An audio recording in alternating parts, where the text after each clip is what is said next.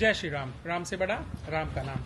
और जय गुरु गोरखनाथ की। आज हम गुरु गोरखनाथ के बारे में बात करेंगे कि कई बार क्या होता है, हमारी किस्मत में नहीं होता और उस चीज़ को आते हुए भी हम द्वार से मना कर देते हैं क्योंकि हमारे में सरेंडर भाव या विश्वास पूरा नहीं होता।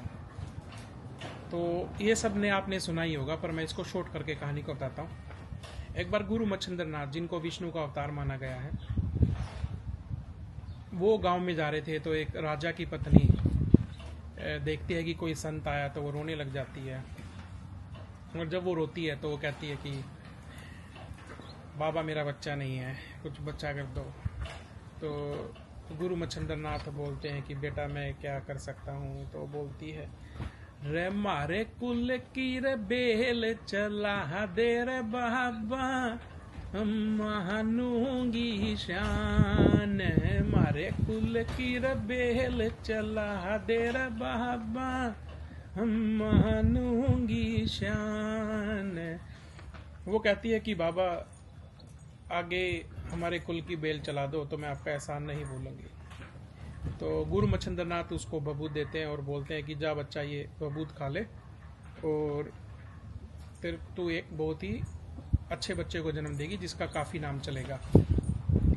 तो वो दे के चले जाते हैं। तो उसकी पड़ोसन आती है और पड़ोसन कहती है कि अरे इन बाबाओं पे विश्वास नहीं करते, बबूत दे गया तेरे को, तू बबूत खाएगी और ये तेरे को लूट के ले जाएगा। पहले गांव में सुना है, किस्सा होता था गांव में ऐसे, पर सब बराबर नहीं होते।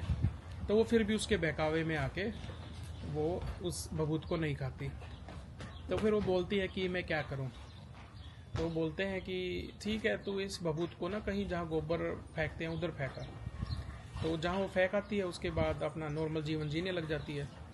तो 12 साल बाद गुरु मच्छिंद्र नाथ ने जैसे वचन दिया था वो आते हैं, आवाज़ लगाते हैं कि माई की बेटी कहाँ है। तो वो बोलती है कि बाबा आती है। तो उसको महसूस होता है कि बाबा तो आ गए, इसका मतलब ये तो बाबा ढोंगी नहीं था, तो ये तो सत्य बोल रहा था। तो रोने लग जाती है वो, बाबा गलती होगी मेरे से, मैंने तो पड़ोस के बहकावे में आके और उस बबूत को फेंक दिया। तो मच्छिंद्र नाथ गुस्सा होते हैं, क्या किया तूने, ये मेरी सिद्ध शक्ति को विश्वास नहीं किया, ऐसा किया वैसा किया। तो वो फिर बोलते हैं कि वो कहाँ फेंका है, तूने दिखा के ला। तो वो लेके जाती है कि बाबा यही कहीं फेंका था मैंने, जहाँ पे गोबर फेंकते हैं। तो वो देखते हैं कि 12 साल में तो बहुत टीले लगे हुए हैं।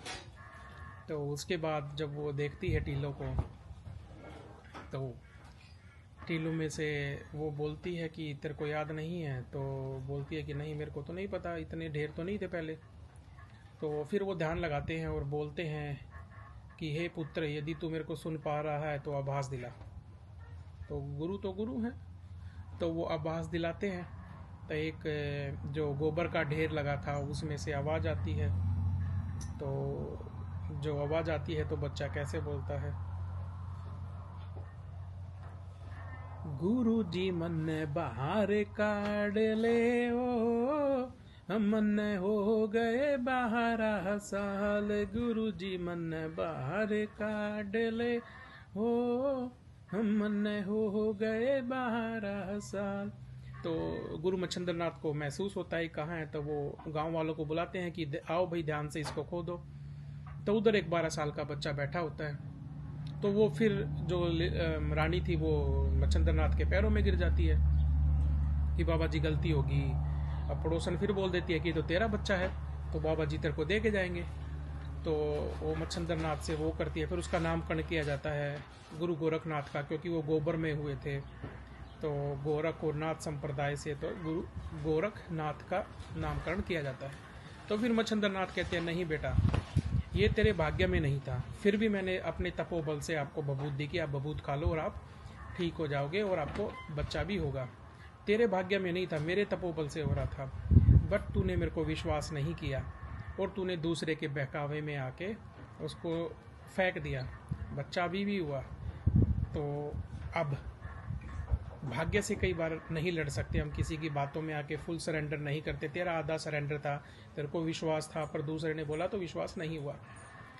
तो फिर उसको रोती बिलखती को छोड़ के गुरु मच्छिंद्र नाथ गोरखनाथ को अपने साथ ले जाते हैं कि आज से तू मेरा बेटा है, मैं तेरे को शिक्षा दूंगा। तो कहानी तो बहुत लंबी थी, फिर भी शॉर्ट में करके बताया, फिर भी 5 मिनट की वीडियो हो गई है। तो इससे हमें सीख मिलती है कि विश्वास करना है, सरेंडर करना है तो पूरा कीजिए। एक कोई एप्पल पढ़ के दे रहा है आपको, बबूत पढ़ के दे रहा है, इसका मतलब ये नहीं है कि उसमें क्या होगा क्या नहीं होगा। वो उनके तपोबल से अभिमंत्रित करके देते हैं, जिससे अपने तपोबल से वो दुनिया का भला कर सके।